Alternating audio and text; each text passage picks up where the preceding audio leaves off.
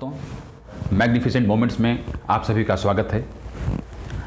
आज आपको राजा भैया की जानलेवा चिट्ठी से अवगत कराया जाएगा। राजा भैया की शैतानी से उसका दोस्त नाग काफ़ी परेशान रहता था।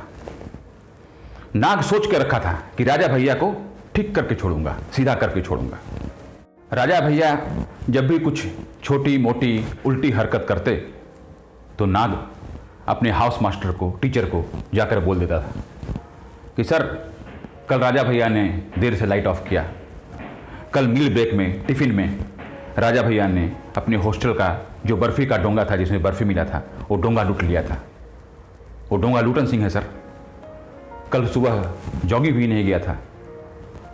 और बार बार ये सब सुनने के बाद राजा भैया को हाउस मास्टर के सामने पेशी देनी पड़ती थी, भला बुरा सुनना पड़ता था।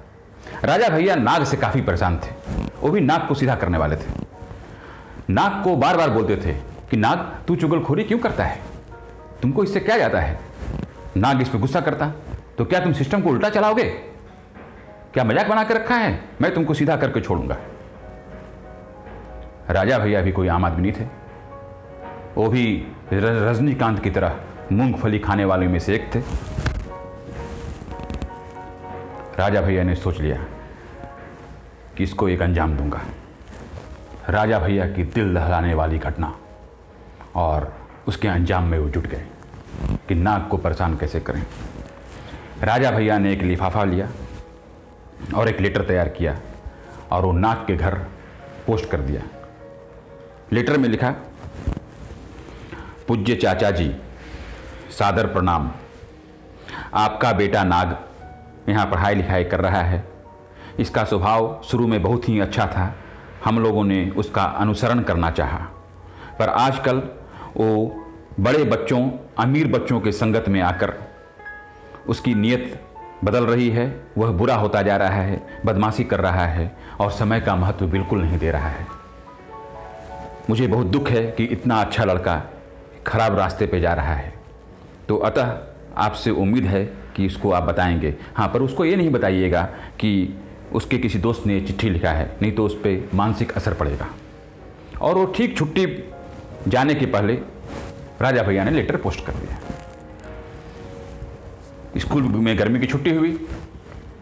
नाग काफ़ी खुशी खुशी जीप पर चढ़ के अपना घर गया और पूरा उमंग के साथ घर पहुंचा।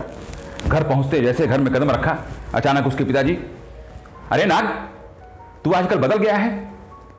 तुम स्कूल में बड़े बच्चे, अमीर बच्चों के साथ मिलकर तुम समय पर काम नहीं करते, झूठ बोलना सीख गए हो और लोगों को तंग करना भी सीख गए हो। ऐसा क्यों करते हो नाग? नाग, तुमको मालूम है तुम्हारे पिताजी कितनी मेहनत से कमाते हैं, फिर जाकर फीस भरते हैं, और तुम नाग वहाँ जाकर मेरा नाक कटवा रहे हो। नाग, कम से कम मेरी इज्जत तो रखो। नाग ये सोचा कि ये आखिर हुआ क्या। नाग बिल्कुल परेशान कि आखिर ये हुआ क्या। फिर शाम में फिर डांट नाग को लगती। इस तरह वो डांट खाते खाते उसकी छुट्टी पूरी हुई। बाद में फिर वो स्कूल आया। स्कूल में अपने दोस्तों से बोला कि पता नहीं, इस बार छुट्टी में गया तो मेरे पिताजी काफ़ी गुस्सा कर रहे थे। पता नहीं उनको ये गलत इन्फॉर्मेशन कौन दे रहा है। नाग भी काफ़ी परेशान था। उसके बाद राजा भैया की अपनी हरकत तो चालू होती ही, और नाग फिर वही चुगलखोरी करने में माहिर था। फिर वो चुगलखोरी कर रहा था। राजा भैया उसको बार बार मना करते। नाग बोलता कि मैं तुमको सीधा कर दूंगा, और राजा भैया बोलते कि मैं तुमको सीधा कर दूंगा। तुम नाग हो, फिर भी मैं तुमको डस के छोड़ूंगा। नाग भी काफ़ी परेशान था। इस तरह फिर अगली छुट्टी आई। फिर राजा भैया, पूज्य चाचा जी, सादर प्रणाम। आपने शायद कोशिश की होगी, पर नाग फिर भी नहीं बदला, अभी भी अमीर बच्चों के साथ। इस बार जब नाग गया तो घर में पहुंचने के पहले अपनी माँ से पूछा, माँ, आज कोई चिट्ठी भी आई है इधर? हाँ बेटा, कल तो कोई चिट्ठी आई है। फिर वो परेशान कि फिर बाबूजी बहुत डांटेंगे। काफ़ी परेशान। इतने में उधर बाबूजी आए। बाबूजी फिर वही, अरे मैं इतनी मेहनत की कमाई करता हूँ, तुमने क्या बना रखा है नाग? आँख खोलो नाग, आँख खोलो। नाग फिर काफ़ी परेशान हो गया। फिर छुट्टी के बाद स्कूल में अपने दोस्तों के साथ, ये क्या हो रहा है? फिर नाग भी इतना परेशान हो गया कि अपनी परेशानी में उलझने लगा। फिर वो चुगलखोरी थोड़ा कम करने लगा। राजा भैया की चुगलखोरी कम हुई तो उधर राजा भैया ने चिट्ठी लिखना भी कम कर दिया। धीरे धीरे वो समझने लगा कि जब राजा भैया की शिकायत कम करता हूँ तो मेरी चिट्ठी भी कम आती है।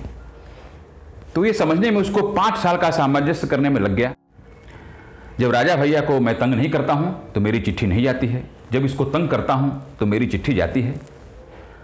आखिरकार वो चीज़ों को समझ गया, बट उसको समझने में पूरे 5 साल लगे और वो गुस्सा कर राजा भैया के पास गया। अरे राजा भैया, तुम्हारी चिट्ठी ने मेरा हर छुट्टी बर्बाद कर रखा है, चिट्ठी लिखना बंद करो भाई। राजा भैया भी उससे उतना ही परेशान थे। तो नाग, तू चुगलखोरी भी तो बंद कर।